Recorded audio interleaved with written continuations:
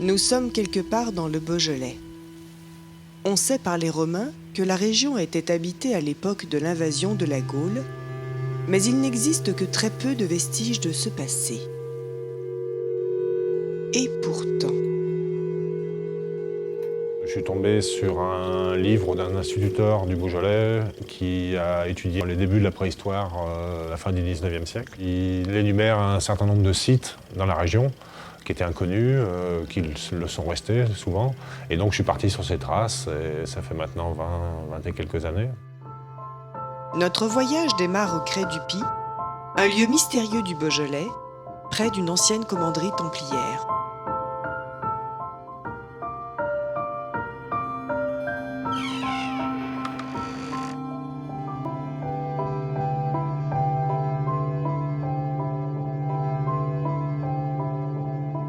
La pierre que vous voyez sur ces images a été déposée dans cette chapelle par Monsieur Meunier. C'est un sarcophage qu'il a découvert dans le tumulus voisin, au lieu-dit du Crêt du Py. Et il était dans les buis et on s'est aperçu qu'il en manquait des morceaux. Ça fait qu'avec un collègue, on a été le chercher et on l'a amené dans la chapelle. Ce simple vestige a le pouvoir d'éveiller pour notre équipe un sentiment de crainte et d'espoir. Car devant cette pierre, nous faisons face à l'ombre du disparu.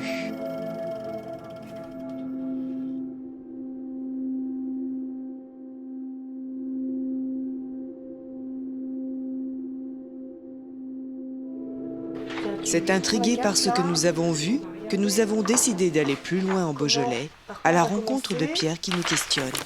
Le Beaujolais a été très peu exploré et il y a beaucoup de choses à découvrir. Pour commencer, il suffit de garder nos esprits ouverts, ne rien négliger.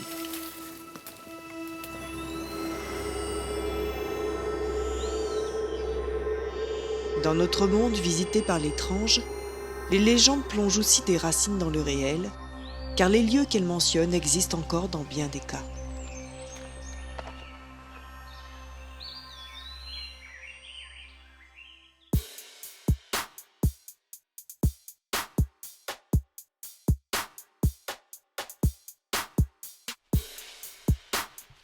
Une légende, ce qui est particulier, c'est que c'est un récit à connotation un petit peu fantastique, mais qui est toujours lié à un lieu précis. On vous raconte une histoire qui n'a aucune prise avec la réalité, avec des personnages fantastiques, mais on vous montre l'endroit où s'est passée l'action.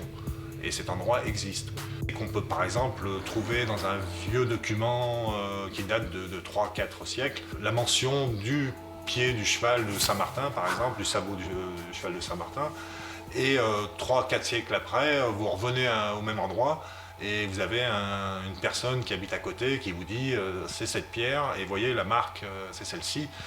Donc on traverse un petit peu les générations, les siècles, mais l'endroit reste toujours le même.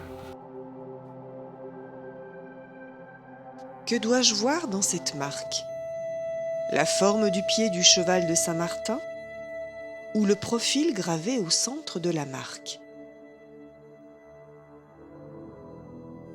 La légende de Saint-Martin, qui était chargée de christianiser ces lieux, nous fait remonter à l'an 400.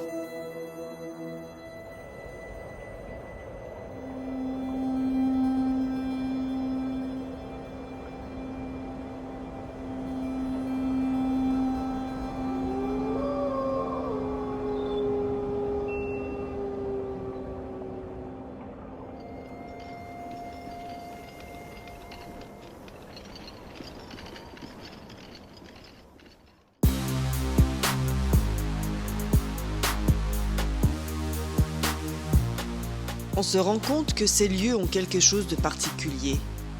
C'est la notion de haut lieu, c'est-à-dire un lieu qui a attiré les hommes depuis toujours.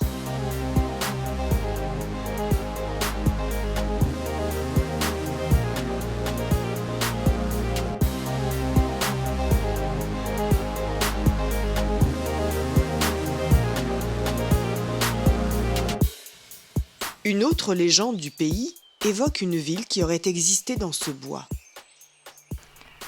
Voilà une belle arête, bien nette, bien franche. Madame Cinquin-Vernet, dans une monographie, signale qu'en extrayant la pierre à bâtir dont la forêt recèle des quantités considérables, on a découvert et on découvre encore des pans de murs de plusieurs mètres d'épaisseur. La Roche d'Ajoux est un ancien lieu celtique, mais son nom Ajoux daterait de l'époque romaine.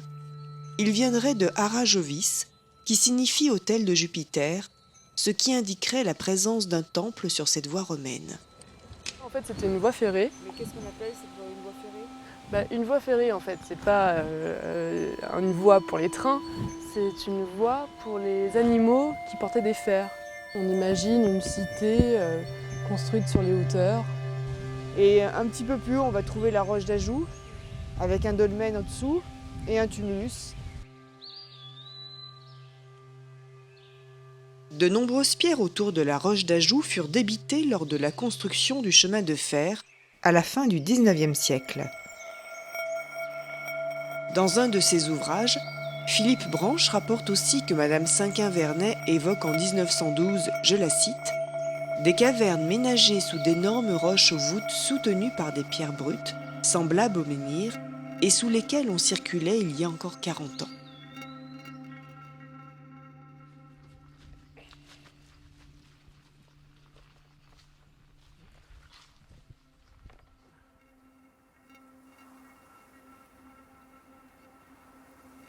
Dans ce haut lieu, d'autres témoignages ont résisté à l'érosion du temps. Regardez, à la surface des roches qui affleurent, on peut remarquer des creux, pour la plupart des jeux de la nature, complétés par la main de l'homme. Cette promenade sur la Roche d'Ajoux nous fait remonter aux périodes qui ont précédé la civilisation romaine. Mais quelles sont les marques les plus anciennes qui sont encore visibles en Beaujolais ?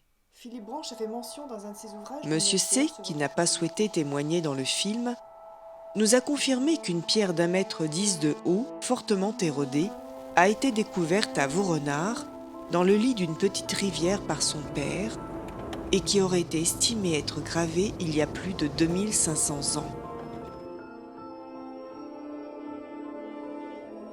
Cette pierre est sans doute le plus bel exemple de roche gravée que j'ai vu dans la région. Qu'a vraiment voulu dire le sculpteur? Je me garderais bien d'avancer une théorie. Mais je suis admiratif de l'adresse de la main qui s'est jouée des aspérités de la pierre et de l'esprit de l'artiste qui nous a légué cette image de son âme.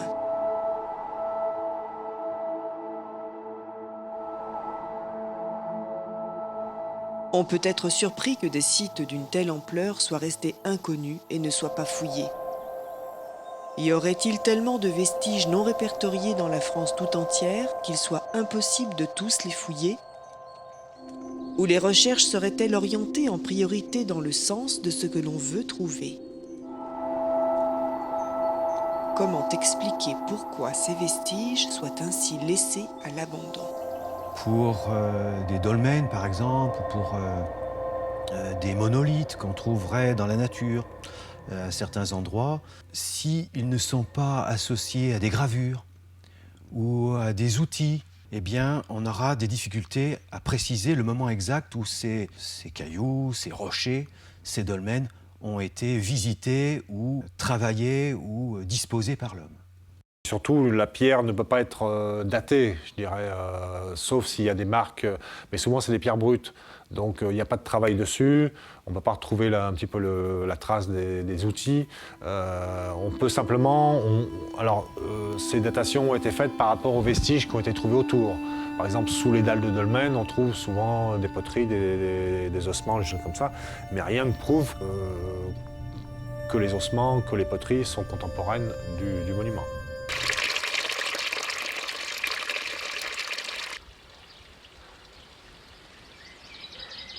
Près des mégalithes, on trouve des sources auxquelles les légendes associent des personnages fantastiques, fées, sorcières ou vouivres, et de la renommée guérisseuse de certaines sources peut naître une fontaine miraculeuse. Je note ici ce lien entre le monde naturel et le monde surnaturel. L'eau de la source est une onde vibrante, bienfaisante, dont les fées connaissent les vertus. Dans le Beaujolais, certaines sources guérisseuses ou miraculeuses sont encore visitées, comme ici, au Mont Saint-Rigaud, point culminant de cette région. Alors là, on arrive au palais de Samson. D'autres sont tombés en désuétude et les pierres qui signalent le lieu de la légende disparaissent peu à peu. Qui a été déplacée visiblement parce qu'il y a encore quelques années, elle reposait sur les deux grosses pierres ici, plus une troisième qui était là-bas. Et on disait que c'était l'endroit où les sorcières du pays venaient faire leur sabbat. Donc voilà. Et c'est vrai que le lieu du palais de Samson était un lieu guérisseur. C'est-à-dire qu'on amenait les enfants malades, il fallait les tremper dans la rivière au plus près de la pierre pour qu'ils guérissent. Les gens de Tarare, je pense qu'on a oublié tout ça. D'ailleurs, voilà, dans l'état où il est, je pense qu'un jour, il va finir par disparaître. À partir de ces pierres, pourrons-nous reconstituer une histoire? Et pourquoi pas une histoire en rapport avec les légendes qui désignent ces lieux? Et combien de générations sont passées sur ces pierres? À quelle époque ont-elles été gravées? Les vestiges remontent à des périodes si anciennes qu'ils ont été maintes fois recouverts et que leur destination originelle est de plus en plus difficile à décoder.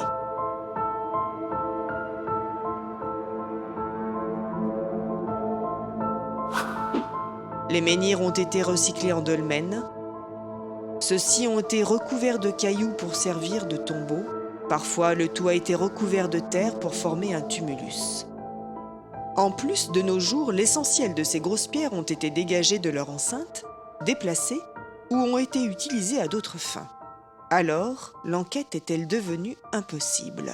On peut essayer de bâtir une histoire relativement complète à partir d'objets fragmentaires. Parce que ces objets fragmentaires, eh bien, disent des choses de ceux qui ont disparu. Que reste-t-il vraiment de cet héritage? Quand j'interroge ces pierres et ces légendes, je me demande ce que nous avons oublié pour en arriver au silence qui entoure ces mystères.